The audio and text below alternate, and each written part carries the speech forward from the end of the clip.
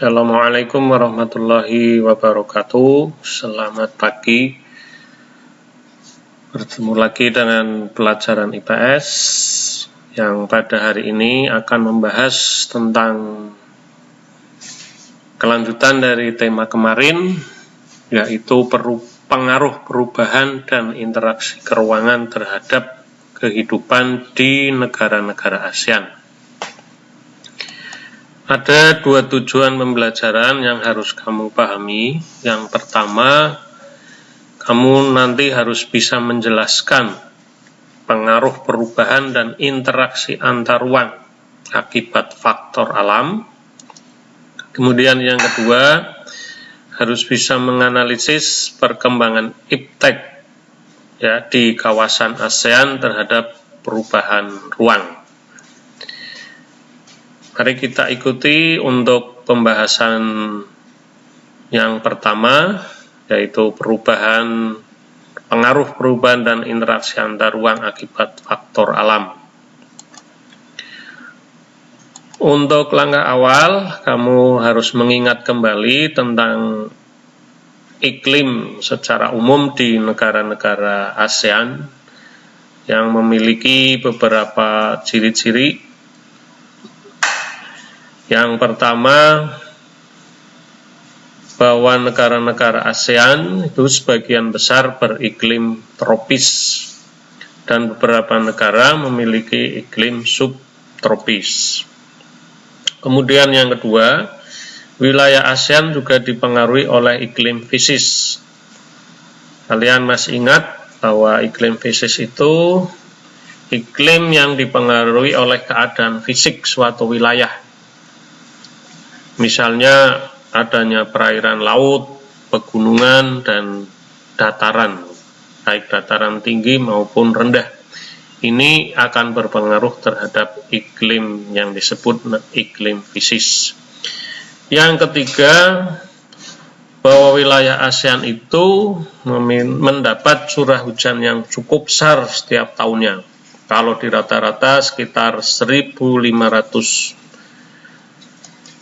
Kemudian yang keempat, dilalui sistem monsunal atau yang dikenal dengan angin muson, di mana perubahannya secara teratur, perubahan arah anginnya setiap 6 bulan sekali. Dan nanti kalian pahami lagi tentang angin muson di kawasan ASEAN.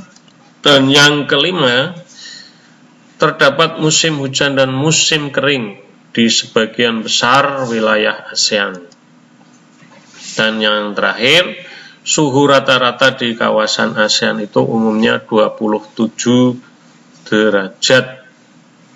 Nah, itu beberapa informasi mengenai iklim di ASEAN yang perlu kamu ketahui, karena ini akan berpengaruh terhadap perubahan ruang dan interaksi antar ruang.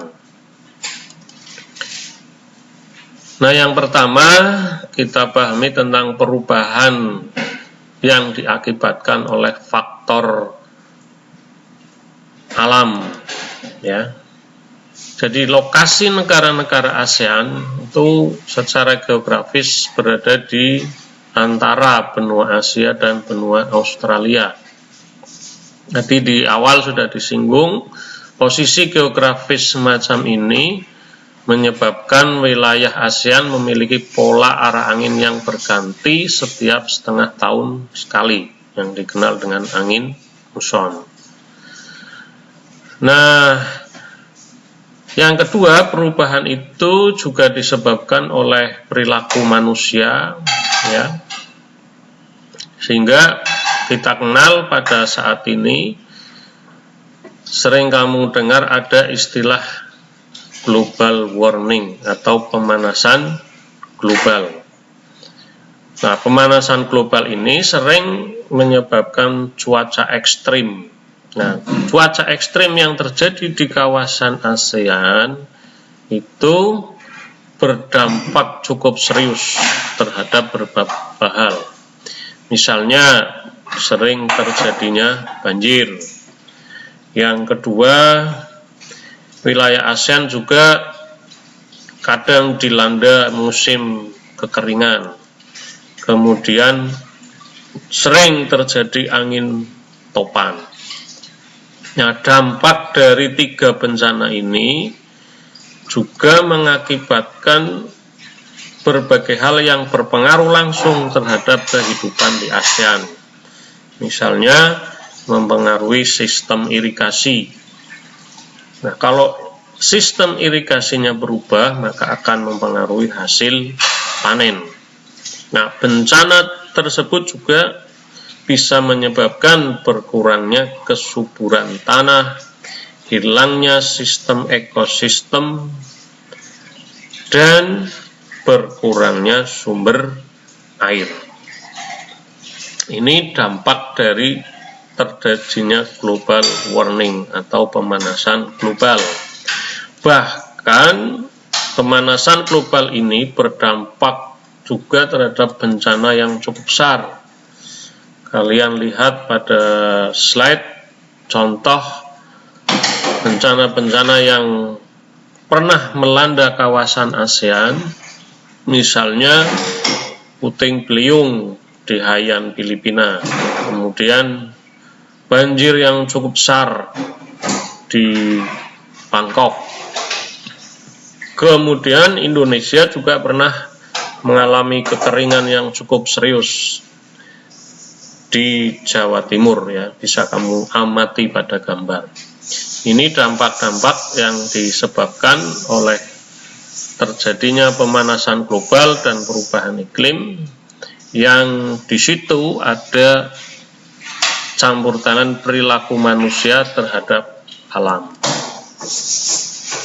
Berikutnya, kalau tadi akibat faktor alam, yang kedua kita lihat perubahan akibat faktor geologi. Ya, sebagai informasi bahwa kalau dilihat dari geologinya, bahwa wilayah ASEAN ini menjadi tempat pertemuan 3 lempeng utama yang ada di bumi. Kalian masih ingat lempengan utama yang ada di ASEAN? Yang pertama ada yang namanya lempeng Eurasia. Yang kedua ada lempengan bumi India Australia. Dan yang ketiga ada lempengan bumi Pasifik. Kemudian secara geologi, wilayah ASEAN juga memiliki karakteristik 3 elemen fisik. Yang tadi di depan sudah saya sebutkan, yaitu adanya pegunungan, yang kedua dataran rendah dan dataran tinggi, dan yang ketiga memiliki cukup sumber daya air, baik dalam bentuk laut dalam maupun dangkal. Dan yang ketiga, ciri secara geologis, ya, bahwa wilayah ASEAN itu dilalui rangkaian pegunungan yang dikenal dengan nama Sirkum-Pasifik dan Sirkum-Mediterania. Nah, akibat dari dilaluinya rangkaian pegunungan ini, maka di wilayah ASEAN itu terdapat rangkaian gunung berapi. Ya, kalian bisa lihat di gambar yang ada di buku paket. Nah, demikian informasi mengenai geologi wilayah ASEAN. Kemudian bagaimana pengaruhnya dari kondisi geologis yang seperti sudah disebutkan tadi. Nah, karena tadi dilalui lempengan bumi, apabila pergerakan lempengan bumi ini terjadi tumbukan, akibatnya apa? Di wilayah ASEAN itu kadang terjadi bencana geologis. Ya. Contoh bencana geologis itu misalnya gempa bumi. Nah, gempa bumi yang cukup besar, yang pusatnya berada di kedalaman laut, ini nanti bisa mempengaruhi pergerakan gelombang laut. Nah, sehingga bisa memunculkan bencana yang cukup dahsyat, misalnya bencana tsunami, seperti yang pernah terjadi di Aceh. Nah, ASEAN sebagai satu organisasi, ketika di satu negara anggotanya ada bencana, ya, maka akan saling membantu. Ada koordinasi bantuan kemanusiaan, ya, misalnya membantu kebutuhan pokok, fasilitas kesehatan, maupun dana atau donasi untuk memperbaiki kondisi lingkungan pasca terjadinya bencana. Nah, ini kondisi geologis yang menguntungkan juga bisa juga membawa bencana. Kemudian kalau dilihat dari faktor ketersediaan sumber daya alam, nah, negara-negara ASEAN ini hampir semua negara memiliki sumber daya alam yang luar biasa. Kalian bisa lihat pada slide, dari Brunei Darussalam sampai dengan Vietnam, Indonesia, Kamboja, Laos, Myanmar, Thailand, semuanya memiliki sumber daya alam, kecuali Singapura. Nah, tentunya kalian bertanya, kenapa Singapura tidak memiliki sumber daya alam tetapi menjadi negara yang paling maju di kawasan ASEAN? Nah, nanti kalian bisa diskusikan faktor apa yang membuat Singapura ini tidak memiliki sumber daya alam seperti negara ASEAN lainnya, tetapi menjadi negara yang paling maju. Untuk contoh sumber daya alam yang dihasilkan bisa dibaca di tabel yang sudah ada di dalam slide. Berikutnya, pada tujuan pelajaran yang kedua tadi, bagaimanakah pengaruh perkembangan iptek terhadap interaksi antar ruang di kawasan ASEAN. Jadi perkembangan ilmu dan teknologi ini berpengaruh cukup besar terhadap berbagai aspek kehidupan manusia. Ya. Dengan teknologi, manusia akan lebih dimudahkan dalam berbagai hal ketika melakukan aktivitas. Ya. Pada kesempatan hari ini atau kali ini yang kita bahas hanya ada dua, yaitu teknologi komunikasi dan transportasi. Nah, dua teknologi ini akan berpengaruh yang cukup besar terhadap interaksi antar negara ASEAN. Nah, terjadinya perubahan teknologi transportasi dan komunikasi di kawasan ASEAN ini meningkat cukup tajam. Ya. Hal ini disebabkan oleh beberapa hal, diantaranya nanti kamu bisa mencari faktor lainnya. Jadi di kawasan ASEAN itu populasi anak mudanya cukup besar. Ya. Yang kedua, terjadi urbanisasi atau perpindahan penduduk yang cukup besar, pergerakan penduduk antar negara ASEAN yang cukup besar.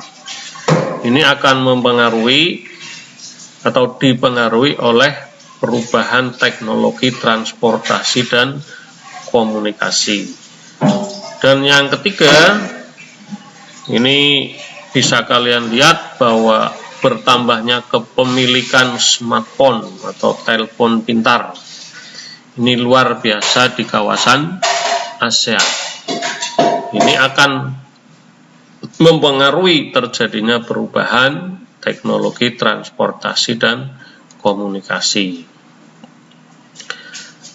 Nah, yang terakhir, di kawasan ASEAN ini juga terjadi konversi lahan yang cukup besar.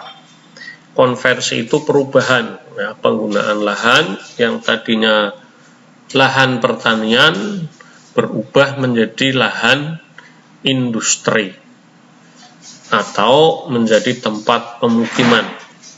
Nah, faktor apa yang mempengaruhi sehingga lahan pertanian ini berubah menjadi kawasan industri? Yang pertama misalnya kebutuhan pembangunan sarana transportasi dan industri cukup besar. Yang kedua, rendahnya insentif untuk para petani. Ya. Biaya produksinya cukup tinggi, tapi harga hasil pertanian cukup rendah. Sehingga ketika lahannya dibeli untuk lahan industri, mereka menjadi tertarik untuk menjualnya. Yang ketiga, lokasi tanah di kawasan ASEAN itu banyak yang cocok untuk kawasan industri. Dan yang keempat, harga tanah yang dianggap tidak terlalu mahal untuk berubah menjadi lahan industri. Nah, ini beberapa hal yang mempengaruhi terjadinya perubahan konversi lahan pertanian ke industri. Banyak faktor yang masih bisa kamu cari di sumber yang lainnya. Nah, apa efeknya kalau terjadi konversi lahan pertanian menjadi industri? Yang pertama, jelas luas sawah, luas lahan untuk produksi pertanian menjadi sempit, sehingga produksi padi menjadi turun. Meningkatnya angka pengangguran. Kenapa ini bisa terjadi? Karena yang tadinya petani, tanahnya dijual, sementara belum bisa masuk ke dunia industri, akibatnya menjadi pengangguran. Yang ketiga, adanya lahan tidur. Lahan tidur itu lahan yang tidak digunakan, ya. Sudah mau dikonversi menjadi lahan industri, tapi industrinya belum jalan, sehingga memunculkan istilah lahan tidur. Kemudian ekosistem sawah menjadi berkurang, ya. Yang kelima, jika terjadi industri secara besar-besaran, maka akan memunculkan polusi di kawasan negara-negara ASEAN. Demikian pembelajaran hari ini. Untuk pendalaman kamu bisa mencari dari sumber-sumber lain, ya. Kita akhiri dengan mengucap alhamdulillahirrabbilalamin. Assalamualaikum warahmatullahi wabarakatuh.